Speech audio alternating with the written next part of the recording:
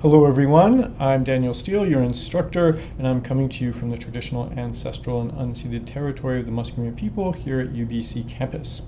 In this lecture, I'm going to talk to you about UNDRIP and Indigenous health, and this will cover the UN Declaration on the Rights of Indigenous Peoples and the Ben Smith and Waters reading from week 7. So let's move along. So the UN Declaration on the Rights of Indigenous Peoples, and I want to begin by thinking about that document and its relationship to Canada. So UNDRIP, as it's often referred to, was adopted by the United Nations in 2007. It was adopted as the result of sort of many years of activism and leadership by Indigenous groups from around the world. And it was adopted by a vote of 143 in favor, 11 abstentions, and 4 against. You might wonder who were the 4 countries who voted against it. And surprise, surprise, one of those 4 countries was Canada. The 4 countries were Canada, Australia, New Zealand, and the United States, sometimes collectively referred to as Kansas. So if you sort of go back to this period of recent history and you want to know why did Canada oppose the UN Declaration on the Rights of Indigenous People, here's a link to a 2007 article from CBC that discusses that, and it describes the quote-unquote significant concerns about UNDRIP that the government of Stephen Harper, who was the Prime Minister of Canada at the time, had about UNDRIP. And there's sort of 2 main issues, I think, for us to think about. One was about Indigenous land rights, and the other was free, prior, informed consent.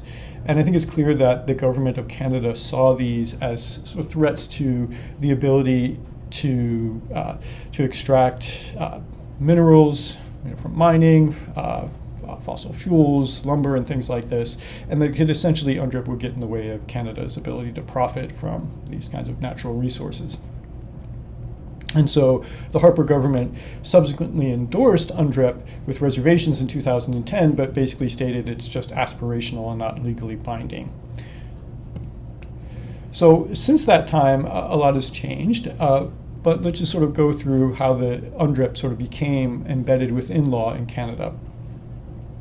So in 2015, the Truth and Reconciliation Commission called for Canada to legally implement UNDRIP. That was called to Action 43. In the same year, Prime Minister Harper stated that the government of Canada would not enact this recommendation. However, in 2019, in November, British Columbia sort of did so and enacted the Declaration Act, or known as the acronym DRIPA, which committed BC to implementing UNDRIP, and a similar bill was passed in Canada at the federal level, Bill C-15, in June of 2021. And this bill states that this enactment provides that the government of Canada must take all measures necessary to ensure that the laws of Canada are consistent with the United Nations Declaration of the Rights of Indigenous Peoples and must prepare and implement an action plan to achieve the objectives of the declaration. Now, as we'll see, one of the big questions about this is what exactly does Canada have to change? And there's often disagreements about this matter, in what ways Canada needs to change in order to implement Bill C-15.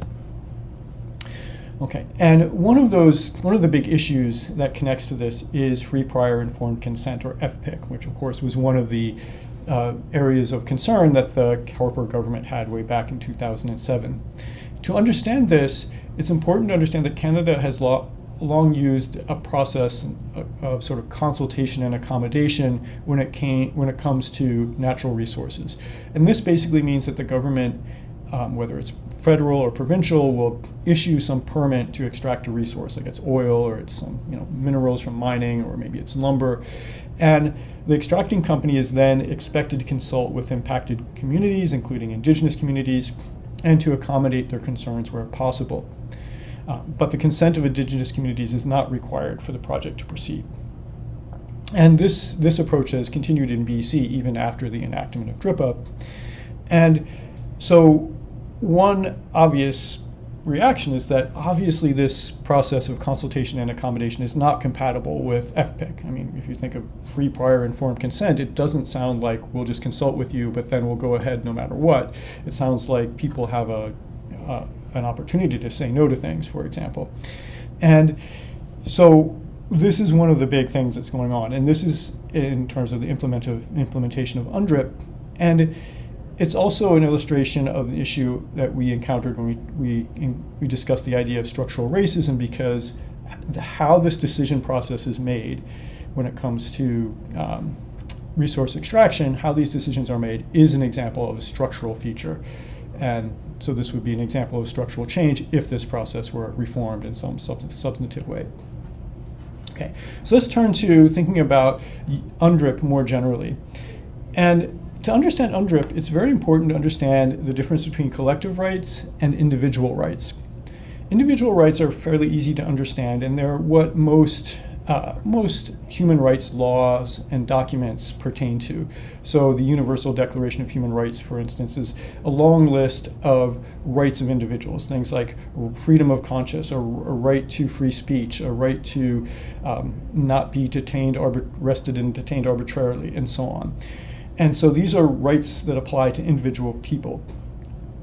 Collective rights, on the other hand, are rights that apply to collectives, like a ethnic group or a religious group or a political collective as such. And the idea is that a group as such can have rights. The Convention on Prevention and Punishment of Genocide is one document that's well known that talks about collective rights in international law. But there are very few of these kinds of documents in international sort of law about human rights that talk about collective rights. And the interesting thing about UNDRIP is that it addresses both individual and collective rights throughout the entire document. And this is something we'll discuss in class, but you could pause the video now and try to find examples of both individual and collective rights in UNDRIP. So now I wanted to turn to two caveats. These are sort of warnings or about not misunderstanding what the text says. And at the end of UNDRIP, you find a number of these caveats being made. And one is in Article 43, and this says that the rights recognized herein constitute the minimum standards of survival, dignity, and well-being of the indigenous peoples of the world. So in other words, these rights aren't highest attainable standard, they're a basic minimum. Also, very importantly, and in some ways very controversial, is Article 46.1. And this has got two parts. The first part isn't too controversial, but the second part is a controversial part. So this says, nothing in this declaration may be interpreted as implying for any state, people, or group or person any right to engage in any activity or perform any act contrary to the Charter of the United Nations or construed as authorizing or encouraging. Okay, that first part was saying essentially nothing in the Declaration on the Rights of Indigenous People would give anyone justification for, say, violating other types of rights. So, in essence, that UNDRIP is compatible with other documents on human rights that exist. That part isn't controversial. The controversial part is the last bit that says, authorizing or encouraging any action which would dismember or impair totally or in part the territorial integrity or political unity of sovereign and independent states. And so this is essentially saying that UNDRIP doesn't call for redrawing the borders of nation states on the map. It doesn't call for some sort of global revolution that would redraw all of these international borders, even though those borders are often the result of colonization. And for some, this is taken to be a sign that UNDRIP is too conservative and that it doesn't go far enough. But we'll proceed with thinking about UNDRIP and as it is, and what is the vision that's actually intended by UNDRIP. And that's this slide here. So what is UNDRIP? What is its sort of positive vision? What is it recommending? And understand that. I think it's helpful to turn to a book by Cheryl Lightfoot from 2016 called Global Indigenous Politics. And in that book, Lightfoot argues that the UNDRIP is sort of pushing the world towards a new sort of order. And to understand that order, she contrasts it with the older picture, which is this existing international order over here on the left-hand side. And that picture involves the Westphalian state sovereignty. So Westphalian state sovereignty is the idea that within each state there's a sort of federal or central government that has the final say about everything that happens. It assumes that there are some states that are, good, law-abiding states that respect human rights, and maybe Canada might be thinking of itself as such a state, and that there are other bad actor, rogue states, and those states need to improve themselves and, have more respect for human rights. And that's sort of like the existing picture. The new order is one where no state really meets all of the requirements of human rights, and in which you can have alternate political orders. You don't necessarily always have to have this picture of there's one government that's, that's sort of the be-all, end-all in each state. And the idea is that you might have states within states. And so, for instance, if you had a First Nation, it might have political sovereignty, but still be a member of this broader state.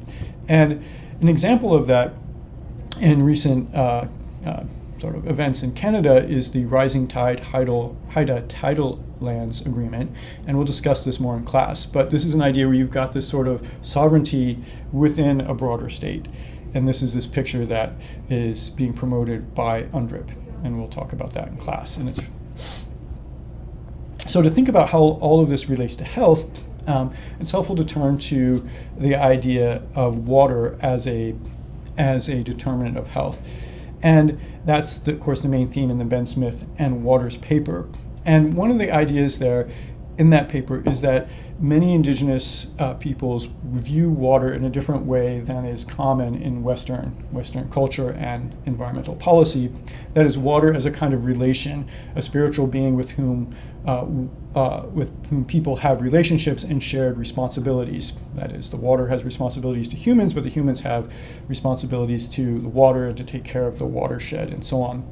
In academia in recent years, this has become known as relational value, this kind of idea that is a value placed on maintaining respectful relationships between humans and non-human entities like rivers, forests, non-human species, and so on.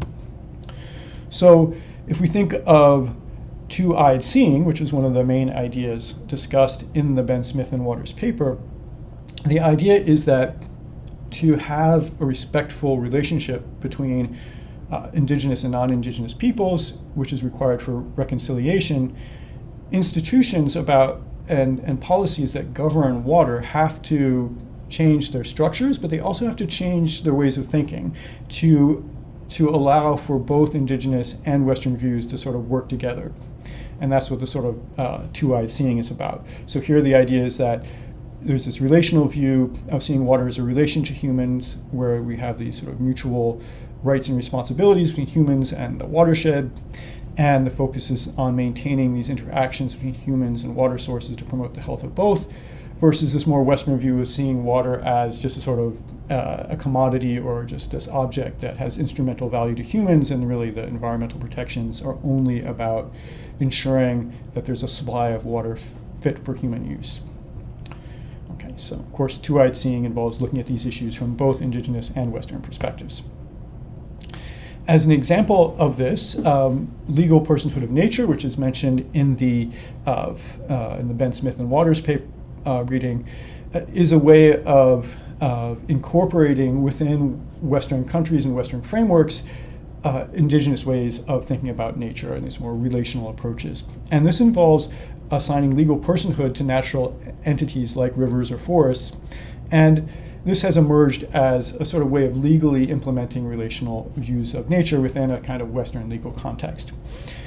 And so if you think of one of the most famous examples is the Te Awa Tupua Act of 2017, which declared that the Wanganui River in Aotearoa, or New Zealand, is a legal person. And two key features of this legislation that I want to emphasize is that, number one, it's embedding Maori views of the river, Maori philosophies and legal views into the river, into the sort of the legal system, the environmental regulation system in New Zealand. And at the same time, it established formal roles for members of local Maori groups, which are referred to as iwi, in managing this river. So it didn't just make this symbolic proclamation, it also changed the management structure so that the way the decisions were made about the river would change and would involve greater input from Maori people who lived in the area.